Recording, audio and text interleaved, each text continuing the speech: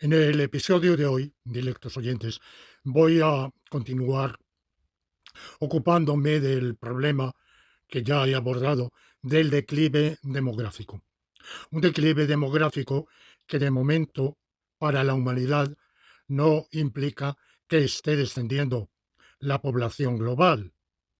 Está descendiendo la población en los países desarrollados, semidesarrollados, y en algunos se evita el descenso, por ejemplo España, gracias a la inmigración, pero con una tasa de natalidad que tenemos de 1,2 hijos por mujer en edad de procrear, tasa de natalidad que baja cada año un poco, o sea que estábamos hace unos años en el 1,6, 1,7, hoy estamos en el 1,2 y evidentemente dentro de 2, 3, 4, 5 años estaremos por debajo de uno y además la experiencia, las observaciones de los demógrafos prueban que una vez que comienza esa cuesta abajo, el descenso es cada vez más acelerado, un poco como lo que la astronomía física, eh, mm, la física de las galaxias considera que es una ley que se cumple en el universo conocido, y es que las galaxias se alejan entre sí a velocidad incesantemente creciente, o sea, cada vez más rápidamente.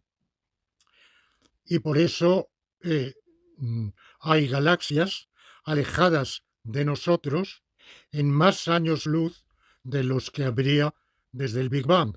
Bueno, yo sé que hay nuevas teorías que rechazan la existencia del Big Bang, pero vamos, esto lo aduzco aquí a título de mera comparación. El descenso puede tener un tope y puede no tenerlo. Nadie ha demostrado que en llegando al 0,3% no se siga bajando, o en llegando al 2 o al 1 o al 0,001%. La verdad es que lo verosímil es que en la medida en que tener hijos se convierta en una rareza, algo rarísimo, que ni nuestros primos carnales, si todavía los tenemos, segundos, terceros, cuartos, ni los vecinos, ni los compañeros de trabajo conocidos, sino un, un habitante del inmueble, de dos inmuebles más allá, tiene hijos. Bueno, será más difícil, claro, las escuelas tendrán que cerrar, entonces los pocos niños que haya tendrán que ir lejísimos para encontrar una escuela. Bueno, todo será cada vez más problemático y yo pienso que lo normal, lo conjeturable es que no haya tope, sino que sencillamente la última pareja que tenga hijos decida no tener más. Ahora, en España, afortunadamente, todavía no llegamos a eso gracias a la inmigración. Pero lamentablemente nos enfrentamos a una opinión pública horrible, malvada, catastrófica, patriófoba, enemiga de España, enemiga del bien común, que quiere prohibir la inmigración. Vamos a ver, no prohibirla del todo. El papanatismo que se ha apoderado de la opinión pública española y de una amplísima parte, me temo que mayoritaria, del sentir del pueblo español, de la generación, no decir el pueblo, con Marcel Gauchet, yo voy a distinguir entre el pueblo permanente intergeneracional, el pueblo español del 2 de mayo, del 19 de julio, el pueblo de la guerrilla antifranquista, el pueblo patriótico que tuvo mártires de la causa antifascista. Bueno, ese pueblo, por un lado, y el pueblo generación, es decir, el pueblo en un corte de tiempo, en un instante. Por otra parte, el pueblo diacrónico y el pueblo sincrónico. Pero ya sabemos que los cortes sincrónicos son artificiales. Los instantes no existen. Lo que existen son los lapsos. Pero incluso en el lapso actual, pues desde hace unos años, yo además esto lo he percibido, este cambio de actitud en la opinión pública y en el sentir de la gente, particularmente de lo que se llama izquierda. Mal llamado porque no hay izquierda ni derecha, esos rótulos son en uno y otro caso espúreos, una superchería, una, una mentira, porque evocan o connotan eh, aproximaciones o referencias que no se dan para nada, ni en un caso ni en el otro. Pues bueno, yo he visto este agravamiento, este empeoramiento de una actitud inicial de bastante aceptación, porque los españoles se acordaban de cuando ellos, millones de ellos, tuvieron que emigrar, muchos de ellos como inmigrantes ilegales, y, y después legalizaron como pudieron su situación. Primero toda la ola de emigrantes a Hispanoamérica, a Cuba, a Venezuela, cuando cuando se viajaba en barco, todavía a comienzos de los 50, había una noticia de periódico: llegada a Venezuela de un barco con emigrantes ilegales españoles. Lo que pasa es que entonces en Venezuela estaba la dictadura militar de Marcos Pérez Jiménez, que por motivos de política interna racista quería aumentar el número de blancos y particularmente de hispanos, y por tanto dio acogida a los inmigrantes ilegales españoles. O en la República Dominicana, el dictador, como lo llamaba la prensa de su régimen, el generalísimo doctor Rafael Leónidas Trujillo Molina, bueno, pues este aceptaba los inmigrantes ilegales españoles haciéndoles pagar una tasa, un tributo de entrada, con lo cual les daba entrada y residencia legal. Bueno, posteriormente, con el plan de estabilización en España de 1959, se produjo un desempleo masivo. También fue el periodo de cambio importante en la agricultura española y de emigración masiva del campo a la ciudad, pero muchos de esos jornaleros, campesinos pobres, que abandonaron el campo, en vez de emigrar como se había venido haciendo a Barcelona, algunos a Valencia, pero vamos, sobre todo a Barcelona y a las Vascongadas, empezaron a emigrar masivamente a Francia, Alemania, Bélgica, Holanda, algunos, pocos porque era más difícil, a la Gran Bretaña, mm, a Suecia, claro, una minoría ya, pero vamos, no fueron uno ni dos. No podría afirmar cuántos fueron a Austria o a Dinamarca o a Italia. Creo que pocos, creo que Italia no fue un país atractivo para la inmigración española. Pero vamos, una presencia obrera masiva en Suiza, que se me había olvidado, Francia, Alemania, Bélgica, de otros países, yo la conocí en mi periodo de mi propio exilio como combatiente revolucionario clandestino, insurreccional antifranquista, pues yo me estuve en contacto en relación con un número de camaradas revolucionarios que representaban a todos esos colectivos. Bueno, pues los españoles en los años, cuando empezó la inmigración en los años 80, quizá tímidamente había empezado un poco antes, eran bastante acogedores, Y luego tenían una concepción de sí mismo, se consideraban buenos. Ahora el buenismo está mal visto. Se considera un insulto.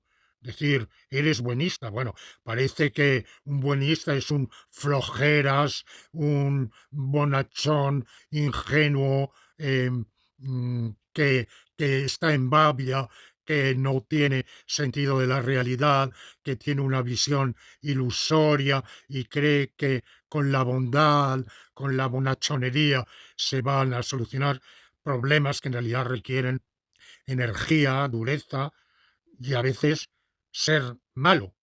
Y yo estoy de acuerdo, en eso he cambiado. En estos últimos años he aprendido de Hobbes y de Maquiavelo lo que antes no pensaba. Y es que efectivamente hay que ser malo, porque en el mundo hay maldad.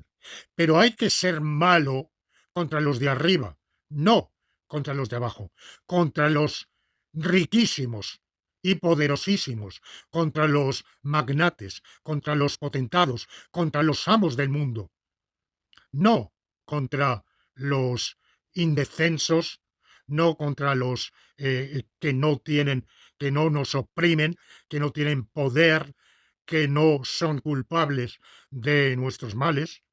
Y dentro de los potentados hay que estar contra los más potentados de entre los potentados. Hay que tener discernimiento, agudeza, para averiguar, para investigar quiénes son los amos del mundo y los que aspiran a esa dominación mundial. Aspiran y en buena medida lo consiguen. Y en la medida de lo posible, propiciar, propulsar, unir todo lo unible que vaya contra ese mal de los más malvados y de los más poderosos.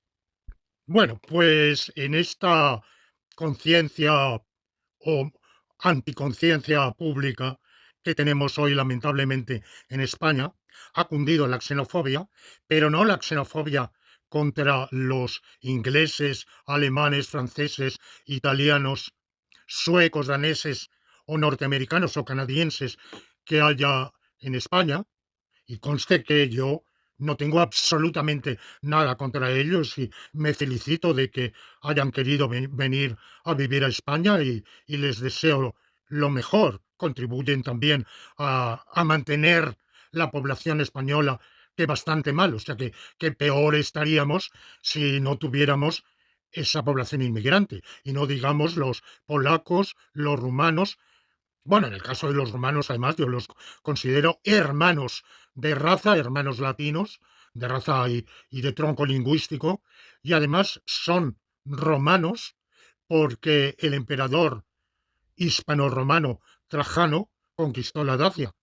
O sea que eso crea un vínculo entre romanos de Romania y romanos como somos los españoles, que somos también romanos, de manera que muy bien, yo doy absolutamente la bienvenida a todos ellos, pero no menos a los marroquíes, argelinos, senegaleses, cameruneses, congoleños y, por supuesto, no digamos a los hermanos del Brasil y de Hispanoamérica. Todos ellos son bienvenidos. Los de Hispanoamérica más que nadie, porque al venir a España e instalarse en España, hacen uso del derecho que les ha concedido nuestra primera Constitución, la de 1812, que atribuye indistinta e igualitariamente la nacionalidad española a los habitantes de los dominios españoles de ambos hemisferios. Y por tanto, los habitantes de lo que hoy se llama Colombia y entonces Nueva Granada, de Venezuela, de Chile, del Perú, de Nueva España, hoy llamado México, bueno, pues todos ellos son españoles, yo los considero españoles y por tanto, si vienen aquí, para mí están en su casa. Lamentablemente, la xenofobia brutal que se ha extendido en la sociedad española pero el vocablo xenofobia es inapropiado, porque xenofobia sería un rechazo por igual de todo lo extranjero. Y si ustedes me apuran, un xenófobo debería desplegar más intensa xenofobia frente a un alemán o un sueco o un polaco que frente a un dominicano, un hondureño, un panameño o un boliviano que se llama Manuel Martínez Gómez.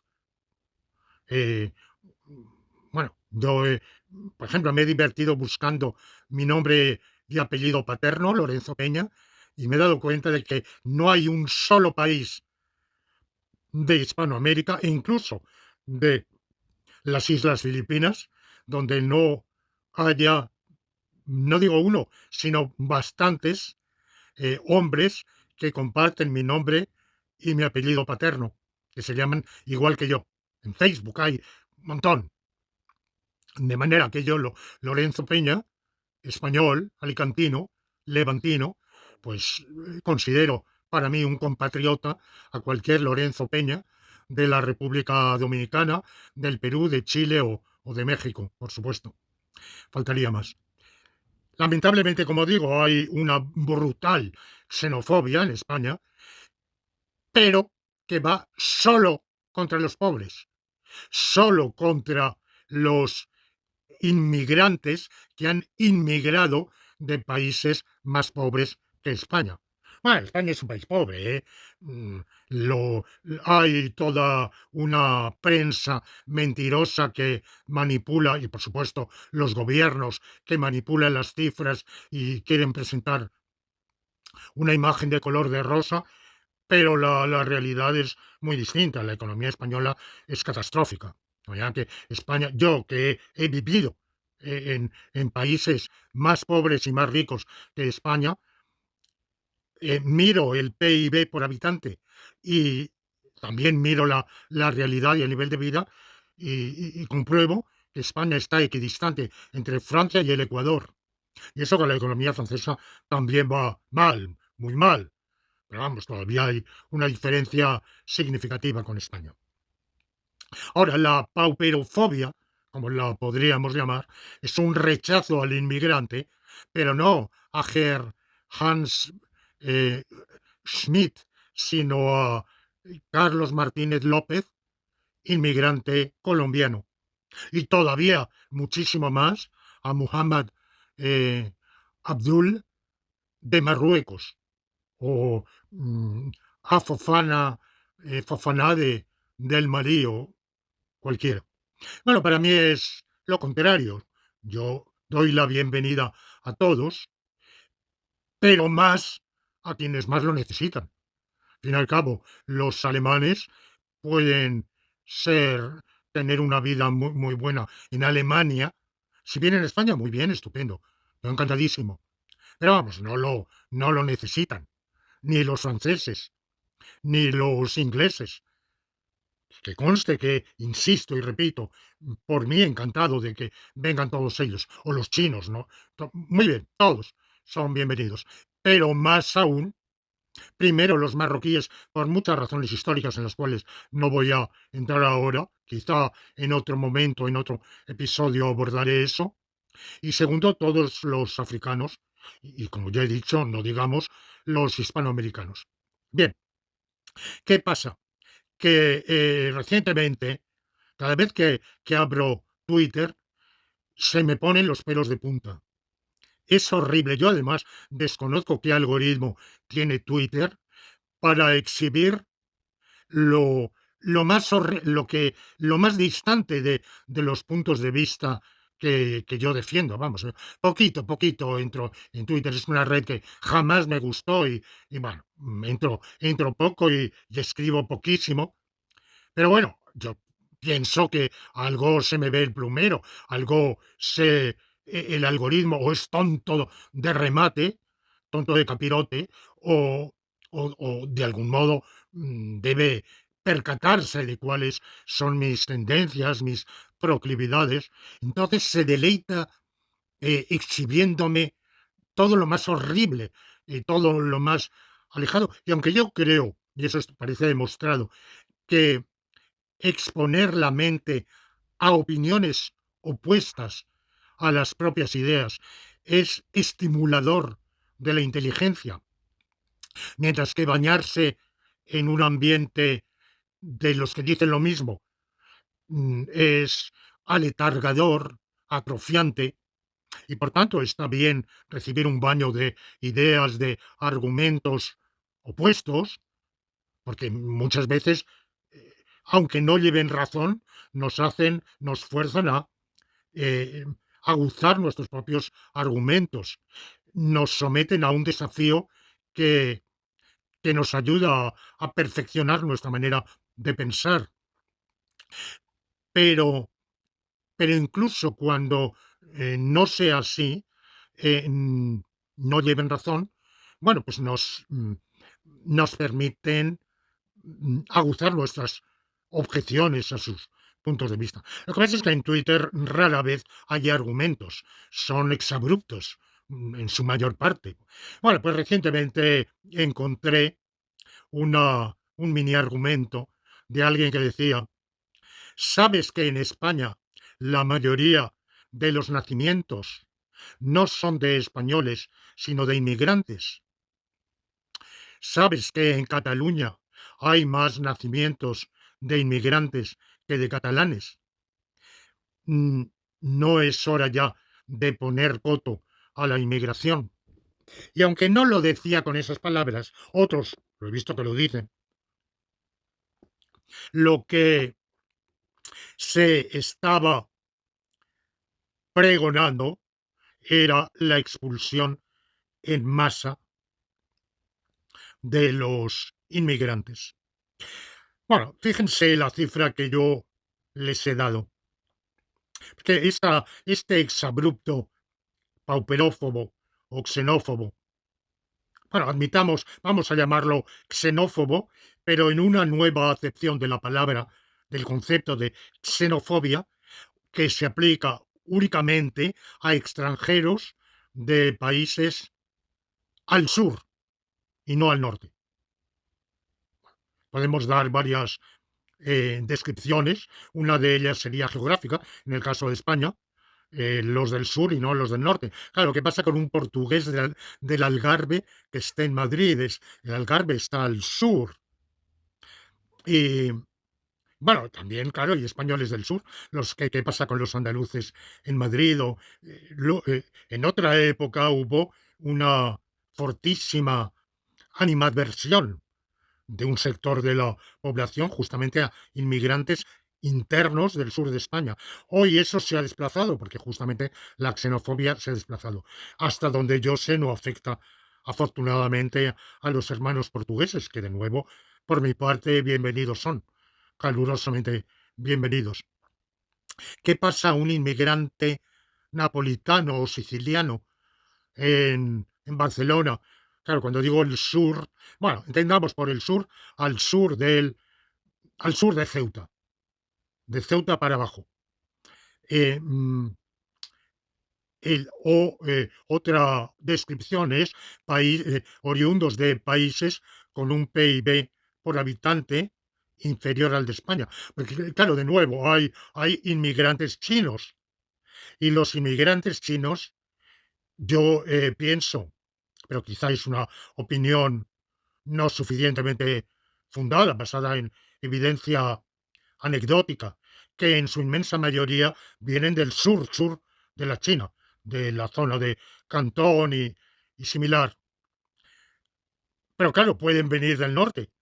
Y entonces no podríamos, eh, bueno, Pekín y Madrid están aproximadamente a la misma latitud. De manera que no son del sur.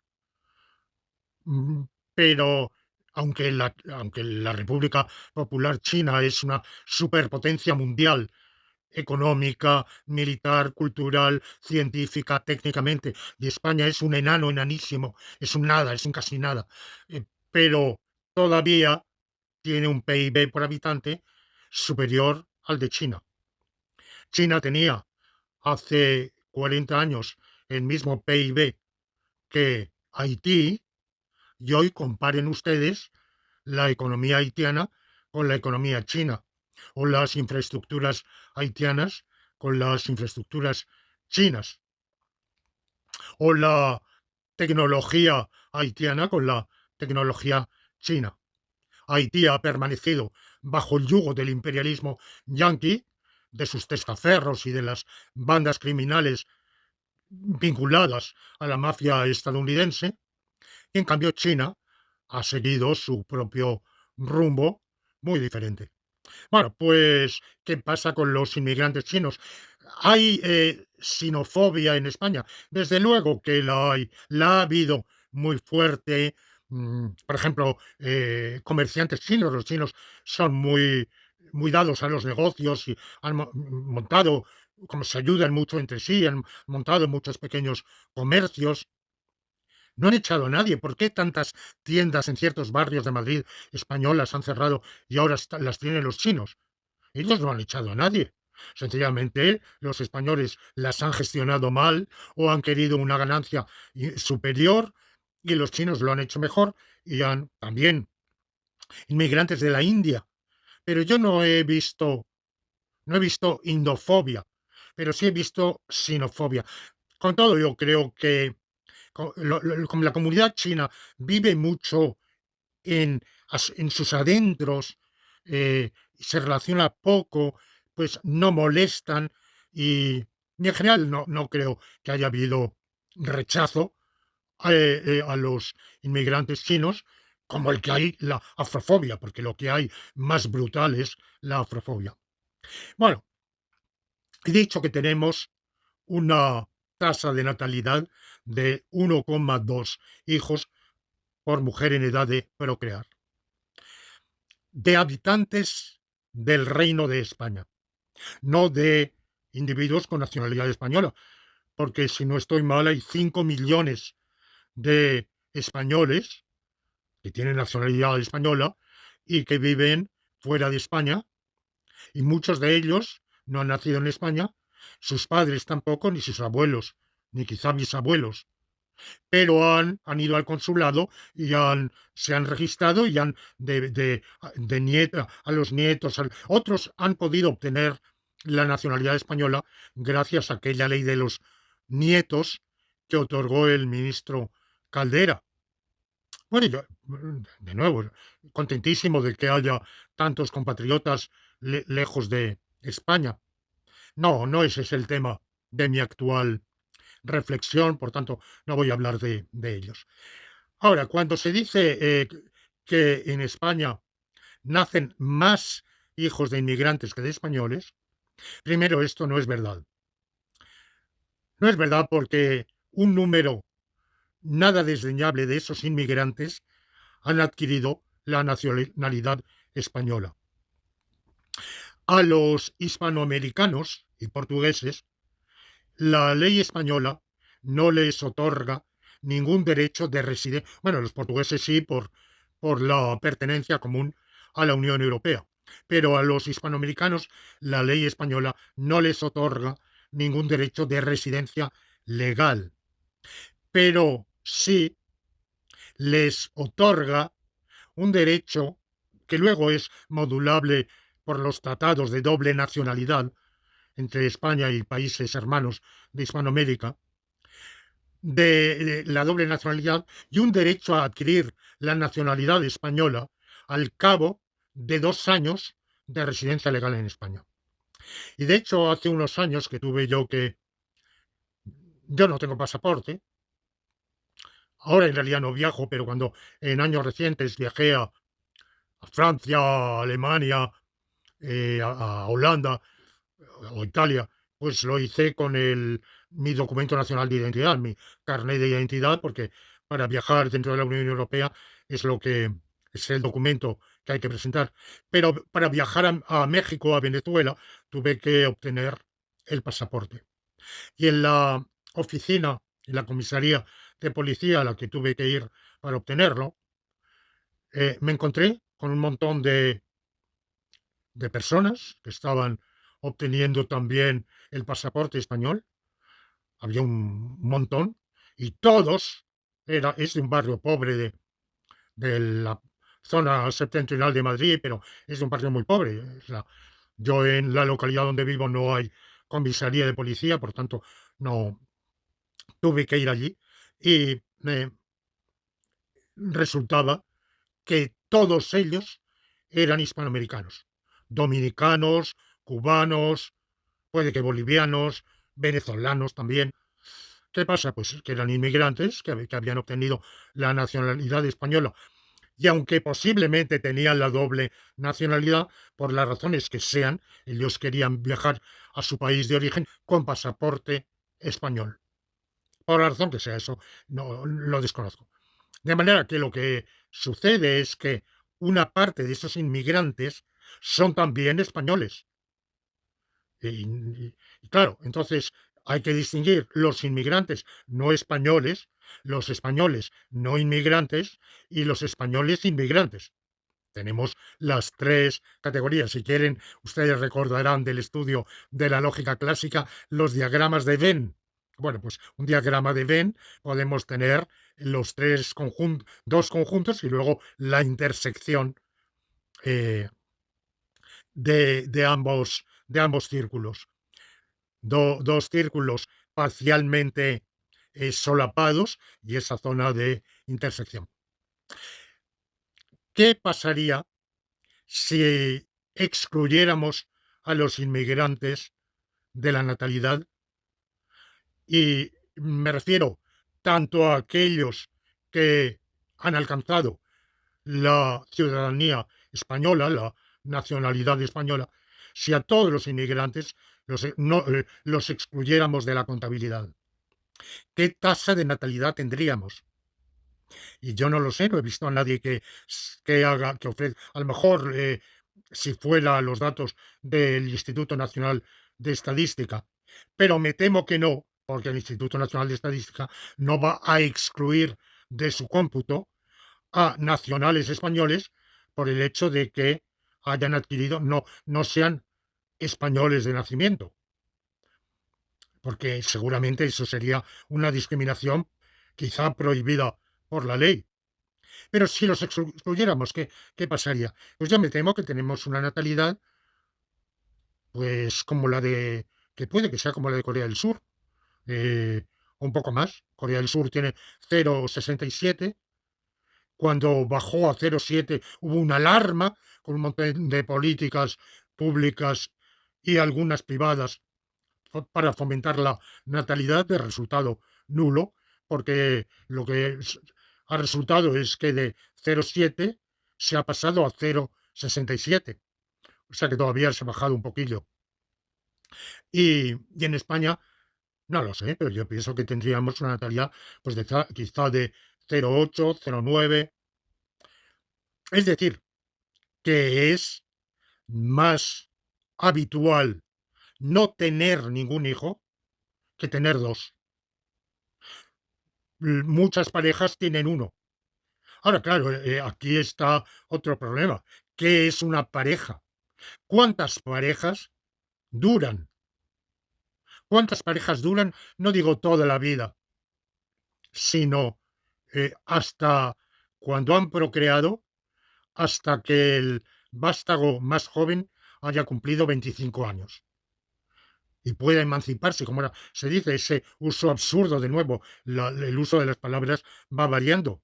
Emanciparse es salir del dominio, pero con la mayoría de edad, a los 18 años, se sale del dominio paterno y materno. Lo que llaman emanciparse es salir de casa de papá y mamá. Bueno, pues ya pongamos, aunque yo sé que lo que dicen en Francia ya tienen una palabra que vino de una película, Les Tanguy, que son los solterones de más de 30 años que siguen en casa de papá y mamá, porque hacen lo que le da la gana para todo lo que les conviene. Son perfectamente libres e incluso tiranizan a sus padres, pero a la vez tienen, cuando quieren, la comida puesta, la ropa lavada, los gastos pagados por papá y mamá. Bueno, pero ¿cuántos papá y mamá que han engendrado siguen siendo papá y mamá cuando el más joven de los vástagos cumple 25 años. Muchos, pocos, algunos. En todo caso, es dudoso que sean la mayoría.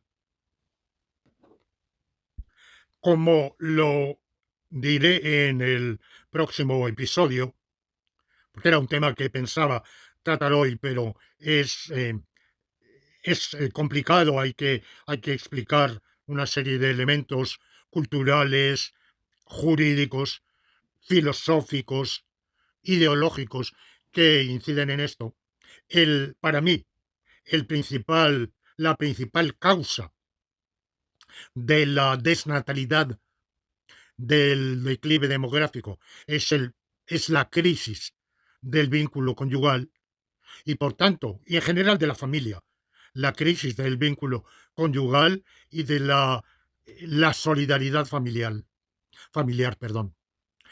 Pero precisamente por eso también la principal solución sería un cambio radical de política, de legislación, de mentalidad, de cultura, que reentronizase, que recuperase la vitalidad, la importancia, tanto de la solidaridad conyugal y de la importancia del vínculo matrimonial en la vida humana, en la vida de la sociedad y de los individuos, y en la solidaridad familiar intergeneracional como un aglutinante social que permite que la sociedad no sea una amalgama de un conglomerado de yuxtapuestos átomos individuales, sino una red de moléculas que son las familias. Y esto que era una concepción preponderante hace relativamente poco tiempo, hoy quienes pensamos así somos considerados dinosaurios, bueno, trasnochados, obsoletos, caducos, pasados de moda, todo eso. Y yo pienso que ahí está el problema principal, pero no es el único en absoluto. Voy a hablar ahora de otros problemas. Antes de hablar de este otro problema, quiero acabar lo que estaba considerando, y es la tasa de natalidad en España. Y me centro en España no porque España sea el ombligo del mundo, sino porque yo soy español, nacido en España y de nacionalidad española y vivo en España.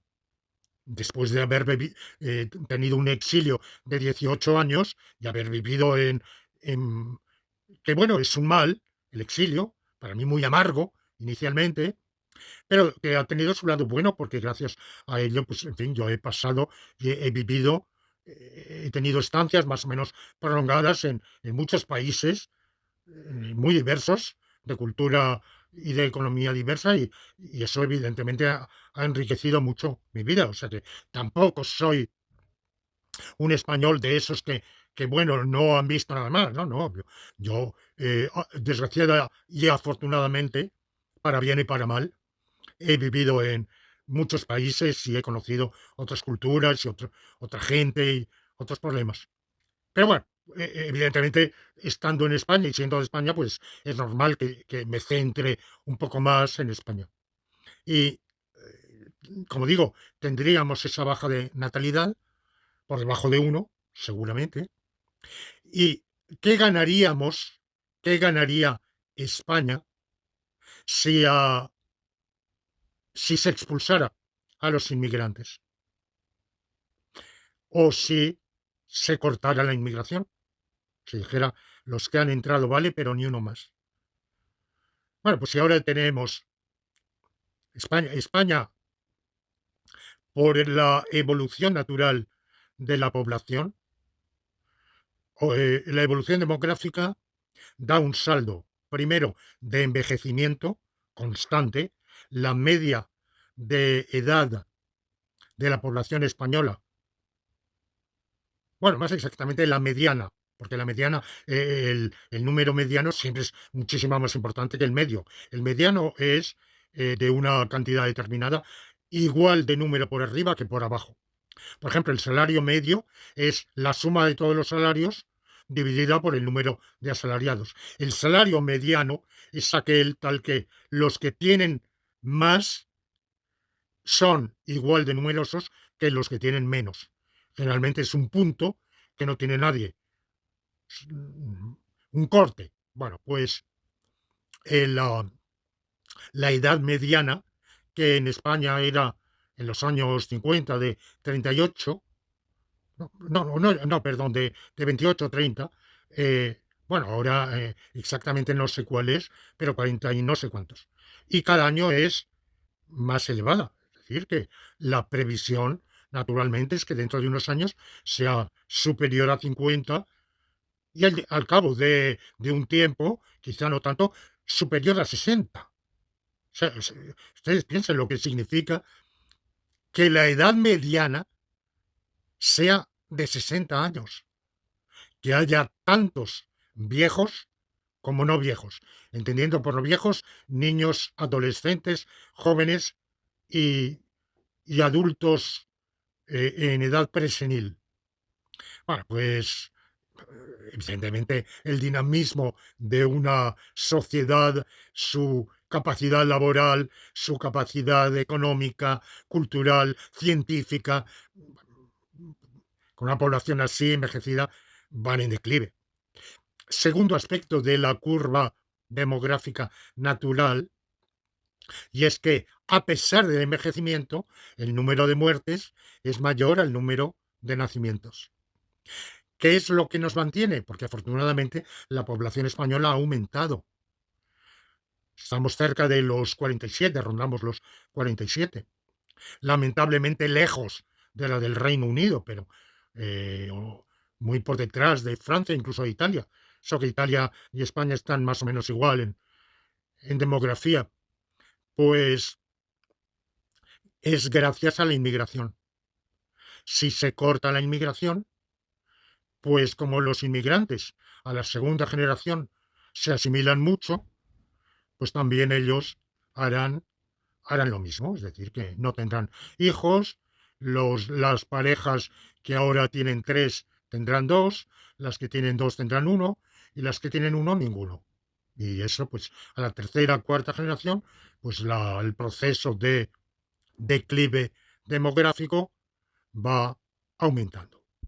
Causas. Bueno, ya he anticipado mi punto de vista, mi hipótesis, que desarrollaré más en el próximo episodio, de que lo principal es un problema de ideología, de cultura social, pero también jurídico, sobre la vitalidad o falta de vitalidad del vínculo conyugal y familiar.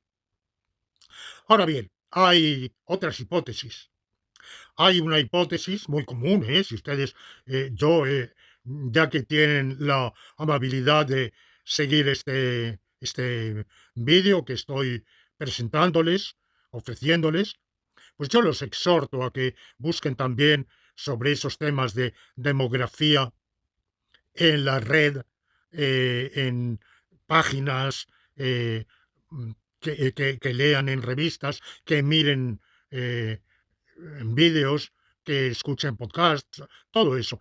Y en la medida de lo posible, que no se limiten a nuestro idioma, porque, claro, esa limitación pues cercena mucho las posibilidades, sino que busquen también información en otros idiomas.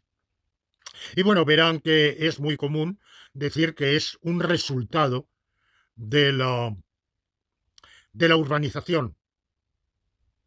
En el campo se tienen muchos hijos y cuando se emigra a la ciudad, menos, pocos. Bien, vamos a ver, esa es una correlación. ¿Pero por qué? Por el mero hecho de estar en la ciudad y no en el campo, se tienen más hijos. Entonces, ahí se dan explicaciones como que en el campo hacen falta brazos para, para las faenas agrarias y en la ciudad no. Bueno, vamos a ver. ¿Por qué una familia obrera no tiene necesidad de que sus hijos se pongan a trabajar? En el campo tienen necesidad de que ayuden a la faena agraria y en la ciudad no lo tienen. Ah, la otra explicación que se da es que en la ciudad se vive en pequeñas viviendas, en el campo se tiene una casa espaciosa. Ah, esa afirmación me parece que es imaginaria, porque en el campo hay de todo, hay casas más o menos espaciosas, pero hay chozas, cabañas, casucas, eh, los, claro, cuando había una amplia población rural de jornaleros, braceros, campesinos pobres, muchísimos de ellos vivían en casucas, tan cuchitriles como los de la ciudad y encima con menos comodidades dentro de... Bueno, que esa explicación me parece problemática. Y por otro lado, los datos difícilmente corroboran esa tesis tan simplista. No digo que no haya, por, por otras razones, pero hay que explicarlo, no la mera urbanización, no la mera emigración del campo a la ciudad. En 1930, en España, por primera vez, la población urbana sobrepasó a la población rural, contrariamente a una visión errónea, un prejuicio muy arraigado que se suele tener, y es que hasta la industrialización de los años 60 España era un país rural, agrario. No, eso había dejado de ser así con con otro periodo de industrialización que hubo, que fue el de los años 20, bajo la dictadura del general Miguel Primo de Rivera y Orbaneja, marqués de Estella, que fue horrible, durísima, malísima, fue una dictadura, pero bueno, que abrió España además a la inversión y por tanto a la hegemonía y supremacía del capital extranjero, entre otros del norteamericano, y aún preponderantemente ya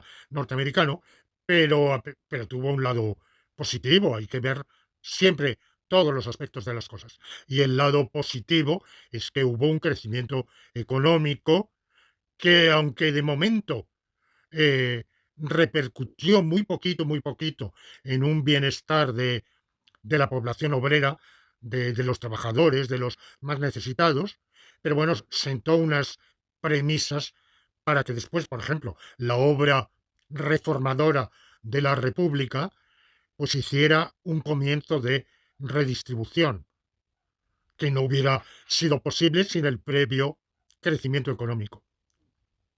Bien, en 1930, por tanto, tenemos mayoría de población urbana. Me baso en una cifra estadística y es habitantes de municipios con un número de habitantes. No, no, en la estadística no es población agraria, población industrial, población de servicios, porque yo no he encontrado esa estadística. Pero hay una correlación que todos reconocen, aproximada. Por supuesto, parte de la población rural no era agraria, era el médico del pueblo, el maestro del pueblo, o el cura, o el tendero de comarcal. Bien, pero y por supuesto, se puede vivir en un municipio, no recuerdo en este momento cuál era el tope que se fijaba, pero digamos de más de 1000 o 2000 habitantes y ser un agricultor. Esto es posible. Pero en fin, aproximadamente ese límite de, de la población municipal también servía de demarcación entre aquella parte de la población que es vocacionalmente industrial o de servicios y aquella que por lo menos en su gran mayoría es profesionalmente agraria o ganadera, agropecuaria, digamos. Bueno, y a pesar de la urbanización, España siguió con crecimiento económico, con crecimiento demográfico. Es verdad que luego hubo una catástrofe, una hecatombe demográfica por la guerra y la posguerra, no solo por los muertos de la guerra, y los no menos numerosos muertos de la posguerra por el exilio masivo, parte del cual retornó, pero no todos, sino también porque la catástrofe económica de España, el, el retroceso económico de España entre 1936 y 1956, 55 aproximadamente. Fue en el 55 o por ahí cuando se recupera el PIB, o se empieza por el 55, 56, se recupera el de 20 años antes. Claro, ese retroceso fue un incitador a que la gente no tuviera hijos, porque la situación económica era muy mala. Ahí fue una época, la época del hambre. Hubo racionamiento, yo me acuerdo de los cupones de racionamiento hasta el verano de 1952. Me acuerdo que mi abuela los sacaba de un cajón que tenía en la mesa y cortaba los cupones para llevar a la panadería, y en función del número de miembros de la familia se podían comprar tanto de pan. O sea, yo en casa de mis padres jamás pasé hambre, pero por supuesto he oído contar a muchísimos de mi generación o de una generación un poquito anterior a la mía, todo el hambre que habían pasado en su casa. Bueno, pues eso desanimó a tener hijos, evidentemente. Pero así todo, España siguió en crecimiento demográfico y se permitió el lujo todavía de enviar un montón de inmigrantes españoles, como he dicho, sobre todo antes del plan de estabilización y después, muchos de los cuales no volvieron. La mayoría de los que emigraron a Iberoamérica no volvieron, y de los que emigraron a Alemania, Francia, Suecia, Holanda, Bélgica, muchos, muchísimos volvieron, pero otros no. Por eso vemos hoy tantísimos franceses que se llaman Martinez, López, Fernández, eh, mm, Emmanuel Fernández, uno de los novelistas eh, franceses, a mi juicio, un buen novelista, Jean-Baptiste Delamot. Bueno, no sé, su verdadero apellido es García, y es un francés que escribe además un francés bueno, vale la pena leerlo, pero es hijo de españoles, como tantísimos otros. Bueno, pues, o sea que tuvimos vitalidad todavía demográfica para exportar población. O sea, la mera urbanización, pues no, no es una causa. Otra causa que se ha invocado es la elevación cultural de las féminas. A medida que el nivel cultural y educativo de las muchachas, jóvenes y mujeres se ha elevado, ha disminuido su proclividad a tener hijos. Bueno, pero ¿por qué?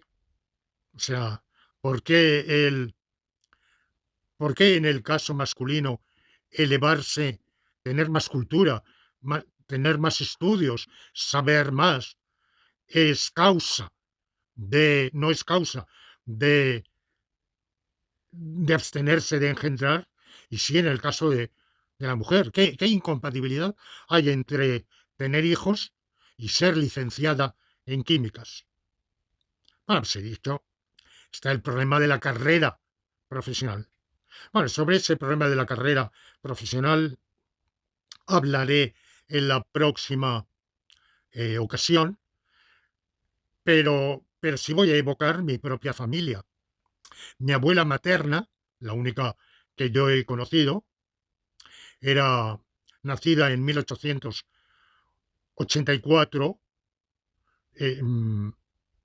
era hija de un militar, el capitán Mateo González Municio, herido en la guerra de Cuba por la invasión del imperialismo yanqui, quedó tullido el resto de sus días, era paralítico, pero antes de serlo había engendrado varios hijos, entre ellos mi abuela, y esta no tuvo estudios, pero, pero sí quiso, bueno, tuvo los estudios primarios, yo creo que los aprovechó bien, y tuvo una ocasión de obtener un trabajo, pero su padre se opuso porque una señorita, un trabajo de secretaria, le habían ofrecido.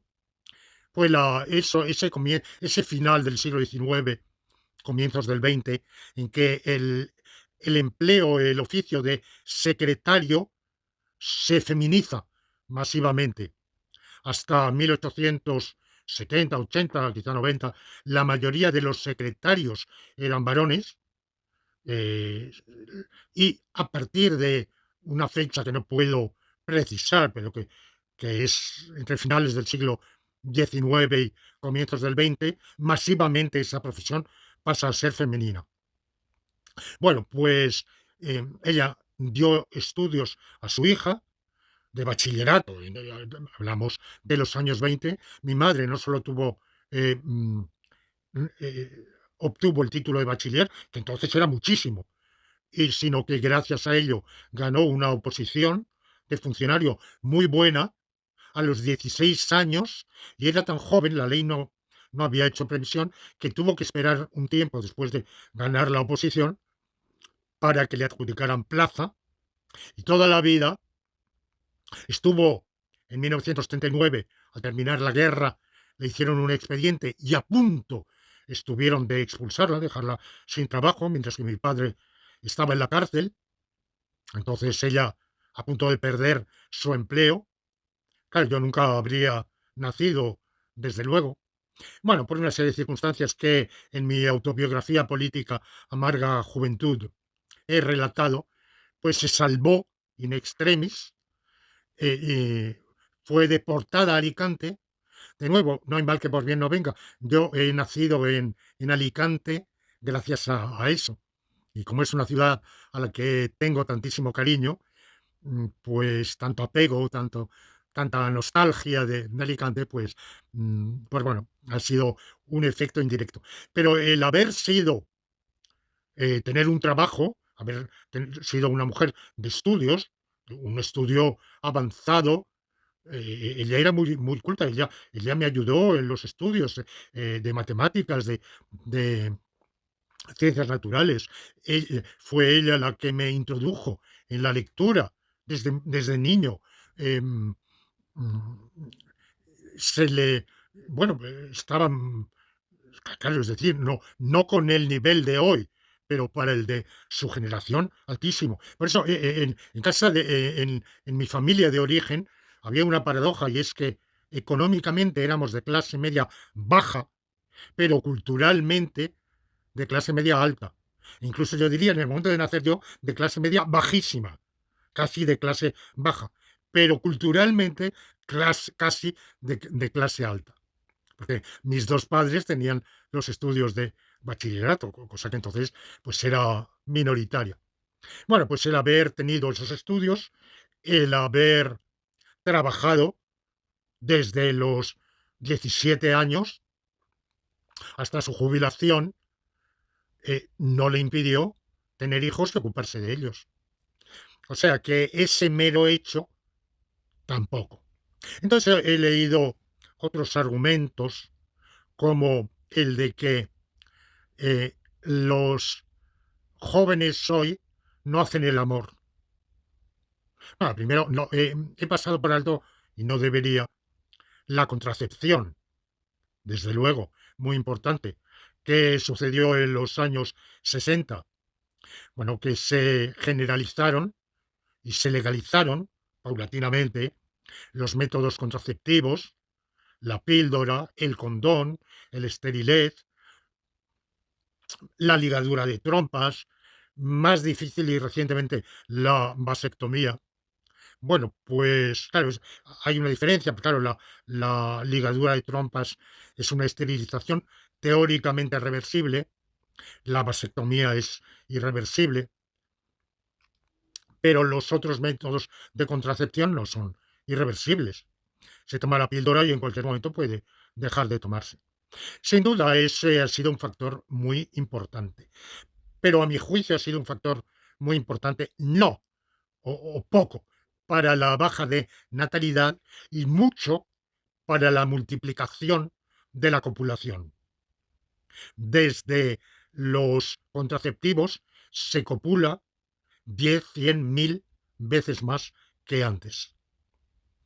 Las relaciones sexuales prematrimoniales, y ya era mucho decir en mi juventud, tener relaciones sexuales prematrimoniales. Bueno, a mí jamás se me hubiera ocurrido, ni siquiera ocurrir, ni pasar por la mente, buscar, ni anhelar, ni tener una relación sexual ocasional, un ligue, para, para hacer el amor. Bueno, es un eufemismo, para copular una tarde.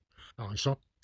Pero la relación sexual prematrimonial, o sea, con nuestro novio, nuestra novia, con quien amábamos, bueno, eso ya era algo a lo que nos atrevimos en aquella época, hablo de los años 60, con riesgo de embarazo, y eso evidentemente era un freno, un embarazo que por las circunstancias culturales, además de institucionales de la época, hubiera conducido a un nacimiento insostenible.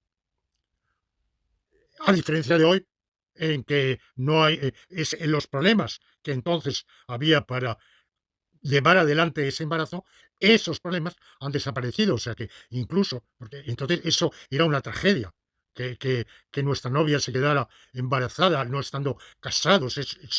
Eso planteaba un problema social, económico, insostenible. ¿Dónde iba a vivir? Bueno, hoy no, porque hoy que nazca extraconyugalmente un niño no plantea ningún problema de escándalo, de inaceptabilidad social. Ustedes recuerdan La casa de Bernarda Alba, cómo empieza, ¿verdad? Cuando el infanticidio de la mujer que ha tenido un embarazo no deseado, y como el tener un hijo fuera de la relación conyugal en esa sociedad rural provocaría un escándalo y una desgracia personal tremenda. No se ve abocado obligatoriamente al infanticidio, y empieza con aquella frase: carbón, carbón ardiente en el sitio de su pecado. Bueno, pues es esa magnífica obra teatral de Federico García Lorca, para mí la mejor de todas las suyas. Pues claro, eh, la contracepción sin duda ha facilitado la copulación. Lamentablemente, lo que tiene efecto positivo, porque evidentemente es saludable que la gente sea más feliz, que los jóvenes sean más felices, que disfruten más de la vida, que los enamorados disfruten más de su amor.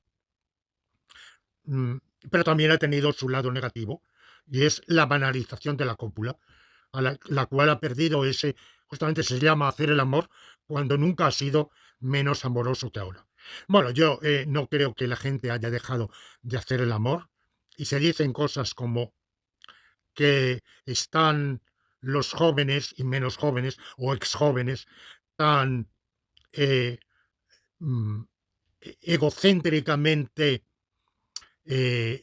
ambientados, tan mirando la pantalla de su teléfono móvil todo el santo día, que no tienen tiempo ni ganas de relacionarse con otros jóvenes. Y, y esto yo creo que es demostrablemente falso. Cualquier encuesta demuestra que no es verdad, que esto no es así. El, por ejemplo, voy a poner un ejemplo. Cuando el confinamiento por la epidemia del COVID en el año 2020, en pleno confinamiento coercitivo, se organizaron en París los jóvenes, los estudiantes preponderantemente, bailes clandestinos en el Bois de Boulogne y creo que en el Bois de Vincennes, que son los dos bosques, digamos, los dos parques o las dos arboledas importantes que hay al este y al oeste de la capital francesa, porque ahí hay menos vigilancia en el interior del parque, incluso están cercados, que si no estoy mal, de noche, pero claro, siempre se puede saltar, pues son una muchedumbre de jóvenes fueron a hacer bailes clandestinos y saben ustedes que todos esos bailes acaban en que, sea por sexo en grupo, sea emparejadamente en cualquier rincón, tumbados en cualquier sombra, en cualquier lugar medio recóndito aquí o allá, terminan en sendos cotos. O sea que no me digan que los jóvenes el teléfono móvil los aparta del sexo, porque eso no es así. Y por otra parte, hay bueno, no sé cómo calificarlo, profesionalmente se llama psicólogo, pero para mí es más bien un antropólogo cultural, o bueno, uno de estos interdisciplinares de ahora que no tienen disciplina propiamente dicha, sino que están entre varias cosas. Pero bueno, entre otras la psicología, no la psicología experimental, que es una ciencia muy rigurosa, con resultados muy sólidos, muy fundados, sino un poco más amateur, diría yo, que es el noruego, profesor de la Universidad de Oslo, Mats Larsen, coincide en su nombre y apellido con un boxeador, con un futbolista, con otros más famosos que él. Pero pueden buscar en Google Scholar sus, sus datos académicos, su trayectoria, y Mats Larsen piensa que la causa, o una causa, de no tener hijos es que hay una diferencia entre el sexo masculino y el femenino. El sexo masculino es promiscuo y acepta emparejarse, no digo con cualquiera, pero con una amplitud, y esto está experimentalmente demostrado, mientras que el sexo femenino es muy selectivo y las féminas tienden a reservar su relación íntima para con parejas masculinas de las más deseables. ¿Quiénes son más deseables? Los más altos, los más fuertes, los más guapos, los más listos, los más atléticos, los que ganen más dinero, los que tengan. Él dice, yo no voy a hacer ningún baremo en particular. Digo, los más deseables son los más deseados. ¿Cuáles son los más deseados? Bueno, eso hay que estudiarlo empíricamente. Y varía de, por ejemplo, en Estados Unidos, de la cultura norteamericana, es decisivo, lo más importante es el factor económico. El hombre que gana más o el estudiante que tiene perspectivas de ganar más. Es el factor supremo. Bueno, en Noruega pues, hay otros factores que quizás son más preponderantes, pero él dice, yo no sé cuáles son. Los que sean, se puede clasificar, se puede a los individuos de sexo, de un sexo, de otro sexo, por haciendo una encuesta, porque decir el más atractivo, según el sondeo. Bueno, pues las féminas tienden a reservarse para los más atractivos. Pero ¿qué pasa? Que cuando llega la hora de emparejarse, los más atractivos ya tienen otra pareja. Entonces se quedan solteronas y no tienen hijos. Y él propone nada menos que la poligamia, o sea, la poliginia, restaurar la poliginia. Como es, como digo, un estudioso de estudios culturales, él ha escrito eh, unos libros o artículos sobre las sagas escandinavas y y la poligamia entre las tribus escandinavas, los vikingos y todos aquellos, bueno, pues yo sin, me permito decir salvajes, de vida precivilizada, que tenían ese tipo de costumbres, y la solución sería volver a ello.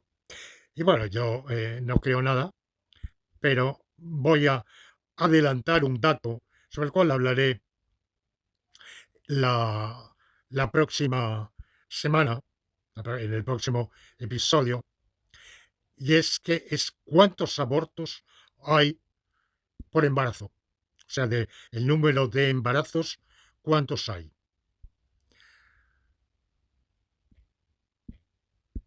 Y voy a cruzar datos de la OMS, de la cual tanto se habla estos días, eh, y de la el organismo de estudio, el Observatorio Demográfico de la ONU.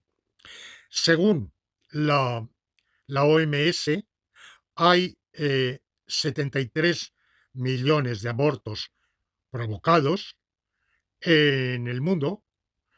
Yo desconozco si es una estimación o son eh, abortos contabilizados. Simplemente doy por buena la cifra de la OMS. Y la OMS considera que constituyen el 29% de los embarazos, lo cual significaría 251,7 millones de embarazos y 178 millones de nacimientos. Sin embargo, el número de nacimientos, según el Observatorio Demográfico, el número de nacimientos al año es el de 132 millones. O sea que hay 73 millones de abortos por 132 millones de gestaciones terminadas con parto. En realidad, el número de gestaciones terminadas por parto es seguramente menor porque hay un número de mellizos, de gemelos. Es decir, que suponiendo que no los hubiera, frente a 132 millones de gestaciones hasta el final, habría 73 millones de gestaciones brutalmente rotas antes de su conclusión. O sea, 73 millones de niños matados en el útero. El número total de gestaciones sería 205 millones, lo cual significaría que de cada 1000 embarazos, 356 terminan en aborto provocado. O sea que un 35,6% de las gestaciones, a pesar de los contraceptivos, un 36% de las gestaciones son terminadas por un aborto provocado para evitar el nacimiento.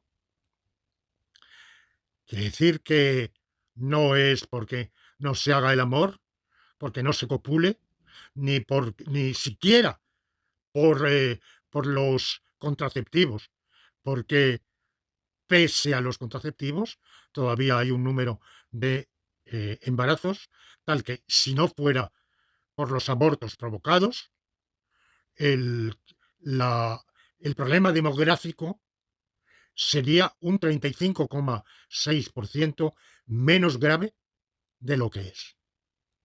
Entonces, pienso yo que hay que ir más allá, indagar más allá sobre las causas, el por qué no se quiere tener hijos, se rechaza tener hijos. Bueno, pues reflexionaré más sobre ese punto con datos, con, con elementos de juicio, no con mera elucubración abstracta, en el próximo episodio.